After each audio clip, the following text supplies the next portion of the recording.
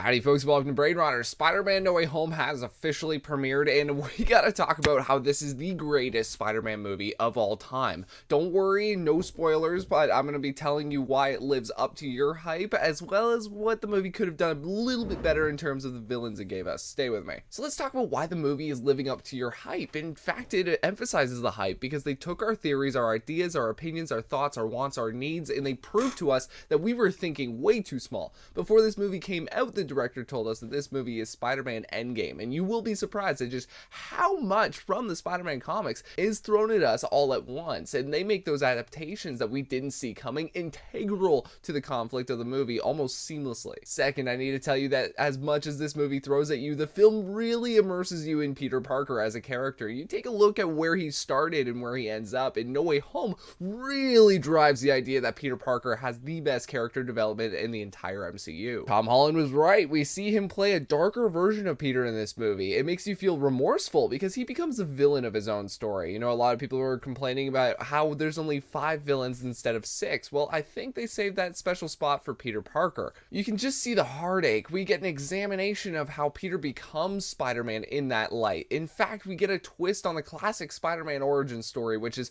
more present in this movie than ever before. Remember when I said that the studio heard our wants and needs? Well, we all have wanted Spider-Man to escape his MCU curse of always having a mentor, always relying on the success of others to build him up as Spider-Man. Just like how Iron Man made him the suit, how Iron Man mentored him and gave him what he needed to be Spider-Man, when this whole time it's what Peter Parker's experiences, Peter Parker's gifts, Peter Parker's intelligence, Peter Parker's development that should have been driving what it meant to become Spider-Man, which you'll read in the synopsis of the movie. Peter throughout the film discovers what it truly means to be Spider-Man. And it's the best breath of fresh air that the MCU has delivered on. I just find it so amazing that Marvel took what is supposed to be a third movie in a trilogy and made it into an origin story that truly feels like a new beginning that's been a long time coming. Which is something that I think we haven't seen in a Spider-Man movie, especially since Spider-Man 2, when Peter starts to find the good in Doc Ock and chooses to appeal to that to save the day in the end. And it really shows how this movie learns from that. And trust me when I tell you that this movie has the greatest ending that any Spider-Man film, let alone any MCU film, has ever had. It fully encapsulates what it means in a visual way of Peter finally figuring out what it means to be Spider-Man. We get to see the results of how far Peter has come. The ending feels like a storybook ending for the Homecoming trilogy, but like I said, you can tell that it's an entirely new beginning, the beginning that we've all wanted this whole time. Hey, you made it this far, you might as well subscribe if you're new to Brain Rotters, as well as hitting that bell for notifications so you don't miss another video just like this one as well. God bless. It'd be criminal not to talk about how this movie delivered on Easter egg after Easter egg after Easter egg. I mean, long time Spider-Man fans are going to love a lot of the familiar dialogue, the familiar action. I mean, before the movie came out, John Watts, the director, told us that